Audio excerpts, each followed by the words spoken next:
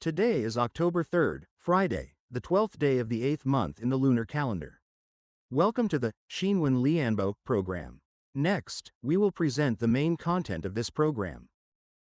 President Xi Jinping and the President of Singapore exchanged congratulatory messages to celebrate the 35th anniversary of the establishment of diplomatic relations between China and Singapore.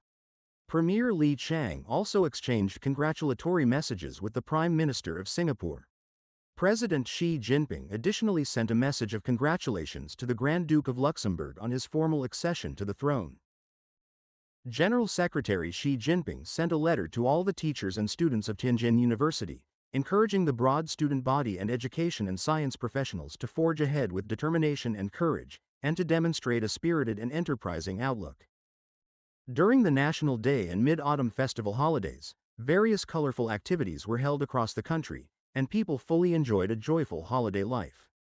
On the third day of the holiday, the total cross-regional movement of people nationwide was expected to exceed 300 million trips, an increase of 5.9% compared with the same period last year.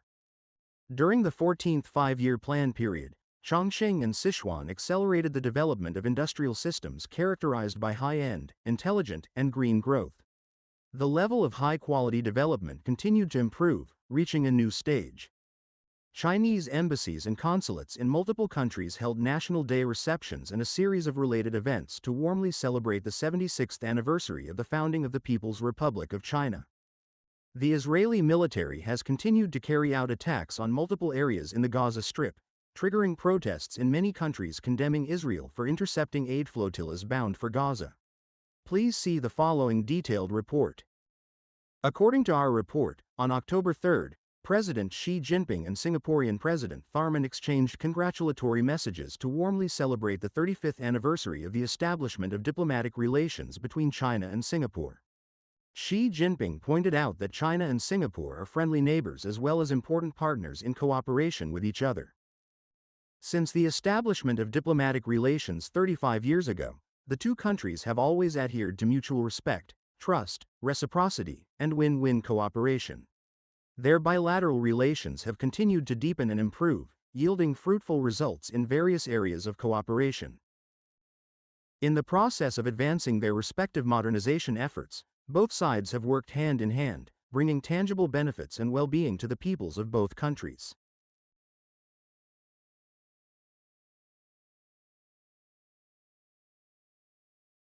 Xi Jinping emphasized that China is willing to take the 35th anniversary of the establishment of diplomatic relations between the two countries as an opportunity to further deepen political mutual trust with Singapore, promote high-level cooperation, strengthen cultural and people-to-people exchanges, jointly uphold the multilateral trading system and the fundamental norms of international relations, and elevate the all-round, high-quality, and forward-looking partnership between China and Singapore to a new level, making greater contributions to regional and global peace and prosperity.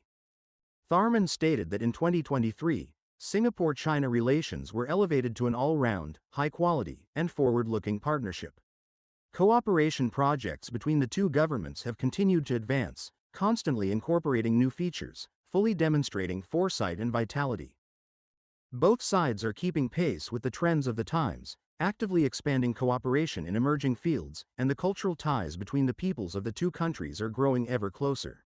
I firmly believe that Singapore and China will continue to deepen cooperation and elevate bilateral relations to new heights. On the same day, Premier Li Qiang and Singaporean Prime Minister Lawrence Wong exchanged congratulatory messages. Li Qiang stated that China is willing to further strengthen the alignment of development strategies with Singapore, deepen high-level cooperation in various fields, work together to uphold the multilateral trading system, promote joint development of the two countries, and contribute to the prosperity and stability of the region. Huang Zuncai stated that over the years, relations between Singapore and China have continued to deepen and a high level of mutual trust has been established. Singapore is willing to continue expanding cooperation with China in various fields and jointly safeguard the free trade system and the multilateral order. According to this station's report, President Xi Jinping sent a congratulatory message to Luxembourg's new Grand Duke Guillaume, warmly congratulating him on his accession to the throne. Xi Jinping pointed out that since the establishment of diplomatic relations between China and Luxembourg more than 50 years ago, the two countries have always respected each other and treated each other as equals, becoming a model of mutual achievement and win-win cooperation between nations of different sizes, systems, and stages of development. At present, China and Luxembourg have achieved fruitful cooperation in areas such as steel, finance, and logistics, and the Zhengzhou-Luxembourg Air Silk Road has provided strong support for the stability and smooth flow of the China-Europe industrial chain. I attach great importance to the development of China-Luxembourg relations and am willing to work hand in hand with Grand Duke Guillaume to continuously elevate our bilateral ties, bringing more benefits to the people of both countries. On the same day, Xi Jinping also sent a message to the former Grand Duke of Luxembourg, Henri, who has abdicated, expressing sincere greetings and best wishes. On the occasion of the 130th anniversary of the founding of Tianjin University, General Secretary Xi Jinping recently sent a letter to all the teachers and students of the university, extending warm congratulations to all faculty, staff, and alumni. General Secretary Xi Jinping's reply has greatly inspired the teachers, students, alumni of Tianjin University, as well as the wider community of science and education workers. Everyone said that they will firmly remember the General Secretary's earnest instructions, resolutely pursue the path of cultivating talent independently and achieving self-reliance and strength in science and technology, and contribute greater strength to building a strong nation in education and science and technology and advancing Chinese-style modernization. The campus of Tianjin University is filled with a festive atmosphere and brimming with vibrant youthful energy. On the occasion of the university's 130th anniversary, the teachers and students received a reply letter from General Secretary Xi Jinping, which greatly inspired and encouraged everyone. The General Secretary's letter is not only a high recognition of Tianjin University's century-long legacy, but also conveys his earnest expectations for us young students. This fills me with excitement. I will turn this recognition and encouragement into concrete actions of innovation and creativity, closely aligning my personal learning goals with the grand blueprint of national rejuvenation, and write a magnificent chapter belonging to our generation of youth in the great practice of building a strong nation through science and technology. Guided by the General Secretary's reply letter, we will further strengthen our efforts in fundamental research, focusing on the era of grand science and intelligence. We will closely align with national strategic needs, anticipate future disciplinary development trends, and make forward-looking plans in major areas such as health, energy, information, and emerging fields, contributing new strength to accelerating the building of a strong nation in science and technology and achieving a high level of self-reliance and self-improvement in science and technology. In his reply letter, General Secretary Xi Jinping pointed out that Tianjin University should focus on the major strategic needs of the nation, strengthen basic research and the tackling of key core technologies, enhance the quality of talent cultivation, and better serve the high-quality development of the economy and society. At present, our country's development is changing with each passing day. In the grand September 3rd military parade held not long ago, a large number of newly developed domestically produced pieces of equipment made a splendid appearance, which filled me with excitement. As a member of the new generation of youth, I deeply feel that the prospects for realizing our dreams are incomparably bright. I will devote myself deeply to research and innovation in the field of pharmaceuticals, shouldering the glorious mission that the times have entrusted to the youth. General Secretary Xi Jinping's important reply has further united powerful strength for us to build a strong nation in education and science and technology. We must always stand at the forefront of the times and from the height of national strategy, base ourselves on the country's and nation's current needs and long-term development, and make great efforts to cultivate more outstanding talents with a strong sense of patriotism and an innovative spirit. During the National Day and Mid-Autumn Festival holidays, many teachers and students from universities continued to work diligently on the front lines of scientific research, making every effort to advance key research projects. Everyone stated that the General Secretary's reply has put forward clear requirements for the vast number of university researchers, pointed out the direction for further promoting the building of a strong nation in education and science and technology, and provided a fundamental guide to follow. In his reply letter, General Secretary Xi Jinping emphasized the need to focus on the country's major strategic demands. As scientific researchers, we must make every effort to build and fully utilize the Hefei Advanced Light Source, a sophisticated scientific instrument, concentrate on tackling challenges in key fields, and turned this large-scale scientific facility into a powerful technological engine supporting Chinese-style modernization. During the 14th five-year plan period, a number of major national projects in China have progressed from blueprints to reality, achieving breakthroughs in core technologies and breaking foreign technological monopolies, which has further strengthened the belief in scientific and technological self-reliance and self-strengthening. As scientific researchers in universities, we must always align with the country's strategic needs and the practical requirements of economic and social development, carry out original and pioneering scientific and technological research, and achieve independent control in more key technological fields. In the decisive battle to win the 14th five-year plan and plan for the 15th five-year plan, everyone expressed their determination to integrate their aspiration to serve the nation through science and technology into the grand cause of national rejuvenation, to forge ahead with perseverance and courage, to take on responsibilities, and to make contributions and display their talents on the magnificent journey of Chinese-style modernization. The Chinese nation is a self-reliant and courageous people who strive forward with determination. During the 15th five-year plan period, we will continue to leverage our professional strengths, accelerate the resolution of key challenges in advanced helicopter technology, simultaneously advance talent cultivation and the transformation of achievements, and strive to improve the industrial chain to better serve economic and social development. General Secretary Xi Jinping's important reply letter to all the teachers and students of Tianjin University is filled with deep expectations for higher education to serve the building of a strong nation, clarifying the direction and guiding the path for the development of higher education in China.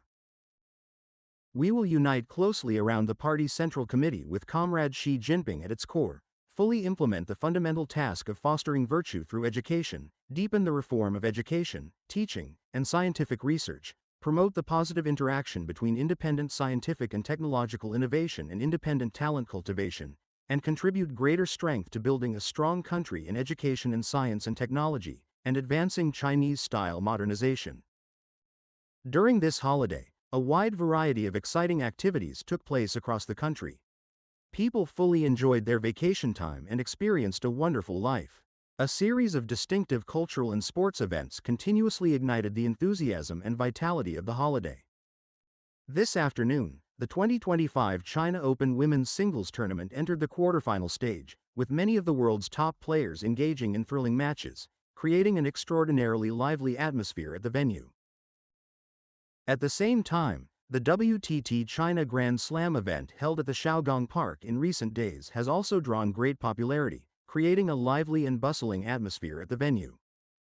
In terms of ticket sales, as of today, the China Open box office has reached 88 million yuan, and the WTT China Grand Slam has reached 86 million yuan, both setting new historical records. During this holiday, nearly 20 city basketball leagues were held passionately in Zhejiang. By taking advantage of these events, various places in Zhejiang have promoted the ticket stub economy, fostering deep integration of sports, culture, tourism, and business to invigorate urban vitality. Citizens and tourists visit scenic spots during the day, watch competitions at night, and taste delicious food, further stimulating holiday consumption potential. Traveling to the Alxa Desert in Inner Mongolia, they can also personally experience the thrill and excitement of professional rally races. Travel to Weihai in Shandong to experience the vibrant energy of marine sports. In Chengdu, Sichuan, more than 200 athletes gathered on both sides of the Nanhe River to compete fiercely for honor. While cheering for the athletes, spectators can also personally experience a variety of water sports such as parent-child kayaking and paddleboarding, enjoying the fun of sports and interaction. On Gulongyu Island, a World Cultural Heritage Site, more than 80 events such as boutique concerts, master craft classes, and shared piano sessions were held, allowing residents and visitors to encounter melodious tunes while strolling around and to experience the beauty of art. This October, step into the countryside and feel the joy of harvest. In Funing, Jiangsu, people stroll through golden sunflower fields, picking, wrapping, and threshing sunflowers, fully enjoying the leisure and tranquility of rural life. In Fuchuan, Guangxi, clusters of blooming flowers compete in brilliance, and people stroll through the splendid sea of blossoms, encountering joyful holiday moments. At the same time, a number of brand-new landmark attractions have become fresh and interesting destinations for visitors to explore and check in. In Jilin City, the newly completed and opened Hongqi Bridge spans the Songhua River, harmonizing beautifully with the scenery. It has attracted many citizens to come and take photos as a new popular landmark of the city. Since the beginning of the holiday, the world's tallest bridge, the Huazhong Canyon Bridge, has received an average of over 10,000 visitors per day. Tourists come to admire the magnificent and grand view of the bridge and to personally experience the thrilling skywalk adventure. It is incredibly awe-inspiring and deeply moving, filling us with pride and admiration for our motherland. During this year's National Day and Mid-Autumn Festival holiday, local governments joined forces with financial institutions to introduce a series of preferential measures around multiple key consumption scenarios. Festive consumption vitality has continued to surge, showing sustained and heightened enthusiasm. Recently, various regions have been accelerating the implementation of policies that provide interest subsidies for personal consumer loans. In Meishan, Sichuan, several banks have set up mobile counters at consumption season event venues and opened green approval channels for consumer loans, making financial services more convenient and efficient. The volume of consultations and purchases has increased by more than 50% year on year. The interest subsidy policy for consumer loans covers multiple areas such as home furnishing, home decoration, and electronic products. The subsidized amount is automatically deducted during repayment, making the process both convenient and cost-effective. Judging from market feedback, the consumer interest subsidy policy has effectively stimulated market vitality. The volume of consumer loans issued by the Bank of Communications increased by 14 percentage points month on month. Meanwhile, innovative initiatives in the cultural and tourism market continue to be launched, bringing the public a brand new travel experience. Wangshen in Anhui has launched a credit travel service, which now covers more than 200 hotels and over 50 scenic spots. Tourists with good credit can book scenic spot tickets and hotels with zero upfront payment, enjoying a convenient and worry-free travel experience. It allows travelers to enjoy the trip first and pay later, and if unable to travel for any reason, they can cancel the booking directly, greatly enhancing the flexibility and convenience of travel. At the same time, consumer subsidy policies have added more benefits and vitality to holiday shopping and tourism. Around the National Day and Mid-Autumn Festival holidays, Tianjin held more than 400 consumption promotion events and continuously distributed government consumption vouchers, with total subsidies reaching about 46 million yuan, effectively stimulating consumer enthusiasm during the holiday period. Starting from September 26, Henan distributed a total of 110 million yuan in general consumption vouchers over 4 rounds, covering multiple sectors such as retail, catering, hotels, and cultural tourism. Both local residents and out-of-town tourists could apply for and use them, further promoting diversified consumption. Just now, when I was at the 10 shops area of the scenic spot, I managed to grab a government-issued consumption voucher that gives a 20 yuan discount for purchases over 100 yuan. I then bought a bag and a toy car in this store and immediately used the discount. This month, during the National Day Culture and Tourism Consumption Month, more than 29,000 cultural and tourism events will be held across the country in line with the features of the National Day and Mid-Autumn Festival holidays, and consumption subsidies totaling over 480 million yuan will be issued to genuinely stimulate cultural and tourism consumption potential. According to information from the Ministry of Transport, the total number of cross-regional travelers across society today is expected to exceed 300 million, an increase of about 5.9% year-on-year, demonstrating strong travel demand. Railway passenger traffic continues to remain at a high level, with a noticeable increase in short and medium-distance travel. The railway authorities have promptly increased transport capacity in popular directions to ensure smooth travel for passengers. During the holiday period, 11 intercity EMU trains passing through Weifang, Yantai, and Weihai operate simultaneously, meeting travelers' same-day round-trip short-distance travel needs and further enhancing travel convenience. In some areas, the railway and public transport departments have strengthened information sharing and launched direct tourist buses from stations to scenic spots, providing travelers with a more convenient travel experience. It is estimated that today the number of people traveling on highways nationwide will exceed 270 million, an increase of 6.1% year-on-year, with travel enthusiasm continuing to rise. The nationwide expressway traffic volume is expected to reach 61.7 million vehicle trips, mainly consisting of short and medium distance travel for tourism. Today, the nationwide waterways are expected to handle 1.95 million passenger trips, showing a significant increase both month-on-month and year-on-year, with growing enthusiasm for water travel. The national civil aviation sector is expected to transport 2.37 million passengers, with air travel also maintaining a strong upward trend.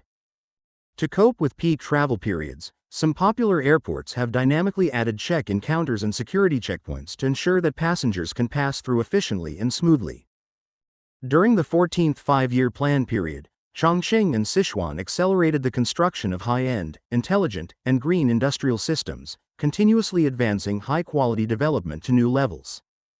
During the 14th five-year plan period, Chongqing accelerated the development of a modern industrial system led by intelligent, connected, and new energy vehicles, further strengthening innovation-driven efforts and policy incentives to promote the transformation and upgrading of the automobile industry, with the industrial chain continuously improving.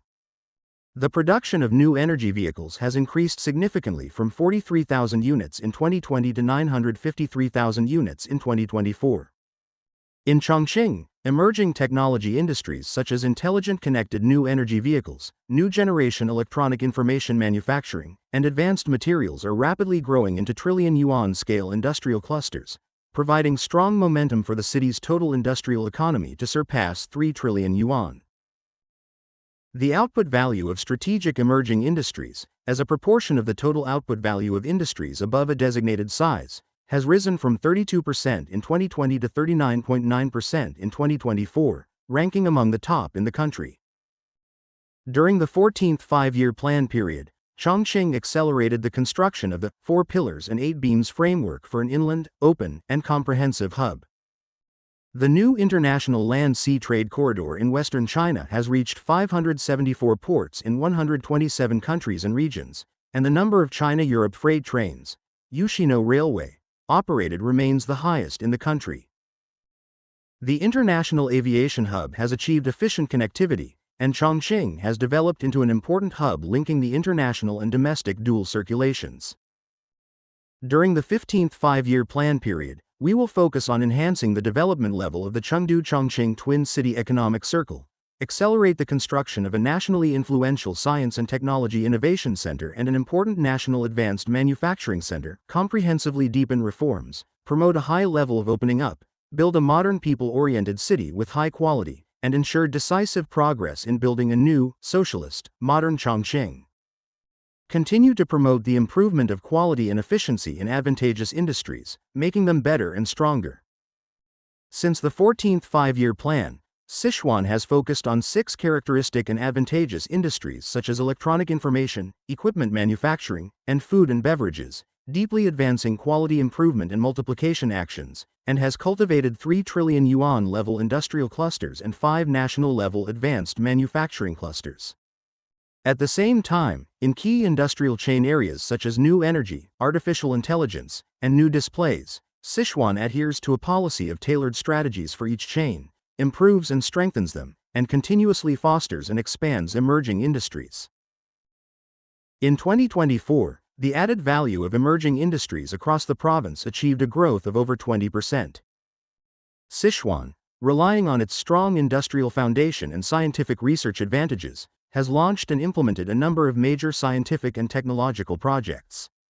Through measures such as mobilizing key core technologies, building high-quality innovation platforms, and improving mechanisms for the transformation of research Shangguo, it is accelerating the conversion of innovation potential into industrial momentum.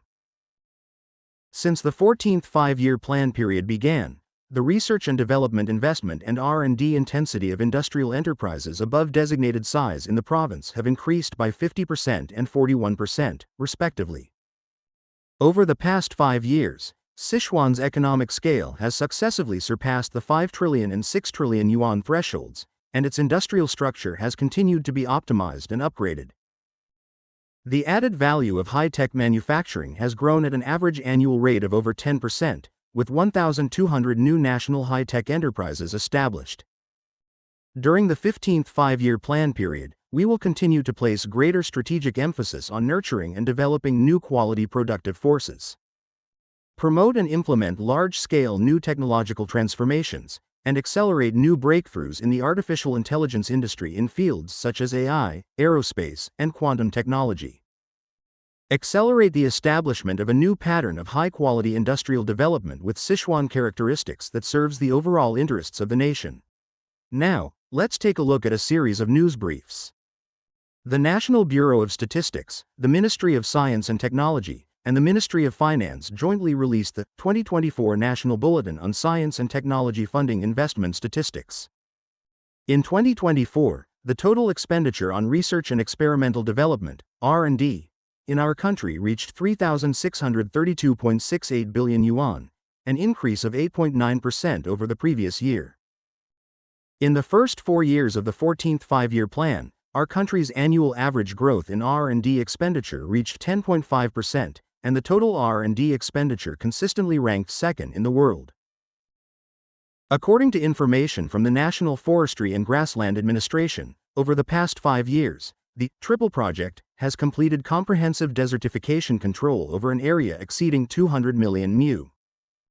Since the launch of the Triple Project campaign more than 2 years ago, a total of 61.2 billion yuan in central funds has been allocated, 415 projects have been implemented, and 10 joint prevention and control areas have been designated. Desertification control efforts are showing an overall positive trend with accelerated improvement. During the 14th Five-Year Plan period, the Export-Import Bank of China has issued loans totaling more than 8 trillion yuan in the field of foreign trade. The loan balance has achieved an average annual compound growth rate of 11%, actively meeting the diversified financing needs of various trade entities, providing innovative financial services for new forms and models of foreign trade, and supporting the high-quality development of foreign trade. According to information from China Southern Power Grid, from today until October 9, about 7 million kilowatt-hours of clean energy generation, including wind and photovoltaic power from Western Inner Mongolia, will be transmitted in batches through cross-regional power trading to Hainan, 3,000 kilometers away, to help ensure stable local power supply. This is also the first time that clean electric energy from Western Inner Mongolia has been transmitted to Hainan. Typhoon number 21 of this year, Matmo, strengthened into a severe tropical storm this afternoon and is currently located near Luzon Island in the Philippines, still more than 1,000 kilometers away from Zhangjiang, Guangdong. It is expected that on the 5th during the daytime, Matmo may make landfall along the coastal areas between Dianbai in Guangdong and Wanning in Hainan. Vessels and personnel in affected maritime areas are reminded to return to port in time to avoid the strong winds, and maritime operations as well as island and coastal tourism activities should strengthen safety management. Tonight, the high-end interview program of the CCTV news channel of China Media Group will broadcast an exclusive interview with Pakistani Prime Minister Shehbaz Sharif. Shehbaz highly praised President Xi Jinping's vision of building a community with a shared future for mankind and emphasized that the friendship between China and Pakistan is unbreakable. The program will also be simultaneously broadcast online on new media platforms such as CCTV News, CCTV Video, and CCTV.com. In recent days, Chinese embassies and consulates in many countries have successively held National Day receptions and other celebration events, joining people from all walks of life in celebrating the 76th anniversary of the founding of the People's Republic of China, and expressing hopes for further deepening and development of bilateral relations. The Chinese embassy in Vietnam recently held a National Day reception, attended by more than 500 people from various sectors of Vietnam as well as overseas Chinese. The guests highly praised China's development achievements and expressed their wishes for the China-Vietnam friendship to yield fruitful results and remain everlasting. Since the founding of the People's Republic of China 76 years ago, its economic and social development has achieved remarkable accomplishments that have attracted worldwide attention, for which we express our deep admiration. Vietnam has always regarded relations with China as a top priority and is willing to take the consensus reached by the top leaders of the two parties as guidance to write a new chapter in building the Vietnam-China community with a shared future. At the National Day reception held at the Chinese Embassy in Thailand, the guests highly praised China for its outstanding contributions to global development. The world has witnessed China's remarkable achievements in development and its key role in promoting peace and prosperity among nations. At this moment of profound significance, I sincerely wish China lasting prosperity and flourishing development, and wish for the Thai-Chinese relationship to remain strong, enduring, and continue to deepen and grow. At the reception hosted by the Chinese Embassy in the United Arab Emirates, guests shared friendship, enjoyed wonderful artistic performances, and visited an advanced robotics exhibition. The global governance initiative proposed by Chinese President Xi Jinping demonstrates far-sighted strategic vision, and we believe it is an important security principle for upholding justice and stability. I firmly believe that the effective implementation of this initiative will help countries work together to address global challenges. The Chinese Embassy in Serbia held a grand reception to celebrate the 76th anniversary of the founding of the People's Republic of China and the 70th anniversary of the friendship between the peoples of China and Serbia. The guests highly praised the remarkable achievements of Chinese-style modernization and the fruitful results of the development of China-Serbia relations. I would like to extend my sincere congratulations to China and wish the Chinese people future prosperity and a happy life as bright as the golden years. I firmly believe that the ironclad friendship between Serbia and China will be further deepened, that the visionary wisdom of the leaders of both countries will become a tangible reality, and that Serbia and China will join hands to embark on a path of peace, stability, and prosperity. At the National Day reception held at the Chinese Embassy in Kenya, Kenyan guests highly praised China's positive contributions to the development of African countries, including Kenya. We have gathered together to celebrate the 76th anniversary of the founding of the People's Republic of China. Both in Kenya and across Africa, everyone greatly cherishes the strong and profound partnership with China. Through the Forum on China-Africa Cooperation, we have made remarkable progress in areas such as infrastructure development and technological collaboration, while our cooperation in the field of trade is equally significant. Guests attending the reception at the Chinese Embassy in Venezuela stated that, as an all-weather strategic partner, the Venezuelan side is willing to work together with China to build a multipolar world with a shared future. On behalf of President Maduro and Vice President Rodriguez, I extend the warmest congratulations to the people of China, the government of the People's Republic of China, and President Xi Jinping. China's continued development has brought hope for building a community with a shared future for mankind, and we are full of confidence and anticipation for the future development of relations between our two countries. Chinese embassies and consulates in countries such as Saudi Arabia, Germany, Luxembourg, the Netherlands, and Zimbabwe have also successively held receptions and other celebration events to jointly celebrate the 76th anniversary of the founding of the People's Republic of China. People from all sectors of China and abroad are working together to advance practical cooperation, with the hope of achieving mutual benefit and common development. The health authorities in the Gaza Strip of Palestine stated on the 2nd that over the past day, Israeli forces have continued to launch attacks on various areas of Gaza, resulting in 77 deaths and more than 220 injuries. The Israeli military stated on the 2nd that it is continuing ground operations in the Gaza Strip and has successfully intercepted several rockets launched from the area. On the same day, the Israeli military also stated that it had intercepted 41 vessels attempting to break Israel's naval blockade of the Gaza Strip. The Palestinian Ministry of Foreign Affairs condemned Israel for intercepting ships carrying humanitarian supplies, stating that this action violates international law. People in countries such as Spain, Italy, and Germany held protests opposing Israel's interception measures.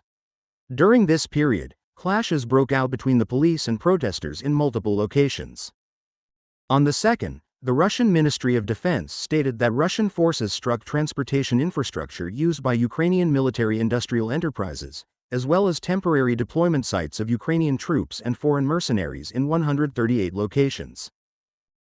On the 2nd, the Ukrainian side stated that Ukrainian forces repelled Russian attacks in several areas, including a total of 45 attacks repelled in the Pokrovsk direction. On the 2nd, Russia and Ukraine once again carried out a prisoner exchange, with each side releasing 185 soldiers and 20 civilians. On the 2nd, Russian President Putin stated that the conflict in Ukraine could have been avoided if NATO had not approached Russia's borders. He also commented on the possible U.S. provision of Tomahawk cruise missiles to Ukraine. Putin pointed out that although this move would not change the situation on the battlefield, it would mark a new and qualitative stage of escalation, and Russia-US relations would also change as a result. Now, let's turn to a set of international news briefs. Hungarian Prime Minister Orbán stated in Copenhagen, Denmark, on the 2nd that what is needed to resolve the Russia-Ukraine conflict is a peace plan, not a war plan. He suggested that the European Union should start direct negotiations with Russia and reach a long-term agreement on establishing a new European security framework. Orbán reiterated that he opposes Ukraine joining the European Union or NATO and is against closely tying the EU's fate to that of Ukraine. Regarding the recent deployment of military equipment by the United States to the Middle East, Iranian Defense Minister Nasserzadeh stated on the 2nd, at the conclusion of his visit to Turkey, that the Iranian military must maintain a high level of readiness at all times to ensure national security. According to reports from U.S. media, a large number of U.S. Air Force refueling aircraft have recently been deployed to Al Udeid Air Base in Qatar, indicating that the United States has significantly increased its state of military readiness in the region.